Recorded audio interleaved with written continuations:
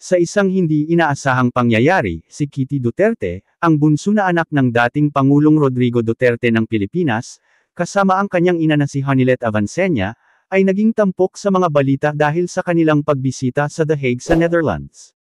Ito ay isang makasaysayang kabanata sa kanilang buhay, dahil bumisita sila sa isa sa mga pinakaprestihiyoso at makapangyarihang internasyonal na legal na sentro, ang International Court of Justice, ICJ.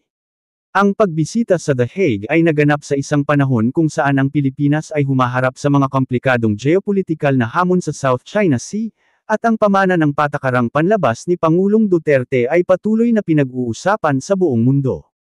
Ang posisyon ng gobyerno ng Pilipinas hinggil sa internasyonal na batas at karapatan sa teritoryo sa rehiyon, partikular na pagkatapos ng arbitral ruling noong 2016 na pabor sa Pilipinas laban sa malawak na mga claim ng China, ay ginagawang interesante ang pagbisitang ito.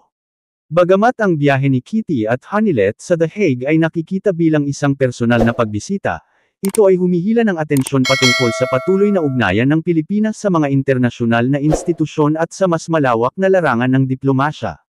Ang kanilang presensya sa Netherlands ay nagpapakita ng patuloy na koneksyon ng pamilya Duterte sa mga global na isyu, kahit na sila ay naglalayo mula sa pagiging sentro ng atensyon pagkatapos ng pamumuno ni Rodrigo Duterte. Si Kitty Duterte, na ang buong pangalan ay Jessica Marie Duterte, ay madalas na itinuturing bilang mas tahimik na miyembro ng pamilya Duterte. Sa kabila ng pagiging mausisa ng publiko tungkol sa kanyang buhay, si Kitty ay nanatiling tahimik at hindi gaanong ipinakita sa media, kaya't ang kanyang kamakailang pagbisita sa The Hague ay nagbigay pansin. Bilang bunso sa mga anak ni Pangulong Duterte, siya ay halos hindi naharap sa mga politikal na kontrobersya na madalas ay nakakabit sa kanyang ama noong siya ay nasa pwesto. Ang pagbisitang ito ay isa sa mga bihirang pagkakataon na siya ay napansin sa internasyonal na entablado, at nagbigay ito ng kuryosidad tungkol sa kanyang hinaharap sa pampublikong buhay.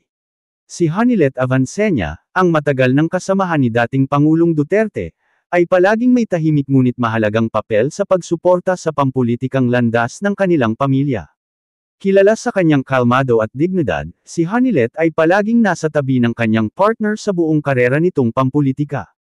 Bagamat siya ay madalas na hindi nagpapakita sa harap ng publiko, ang kanyang pagbisita sa The Hague kasama si Kitty ay nagpapahiwatig ng lumalaking interes sa internasyonal na diplomasya, lalo na sa mga kamakailang kaganapan sa relasyon ng Pilipinas sa mga global na institusyon.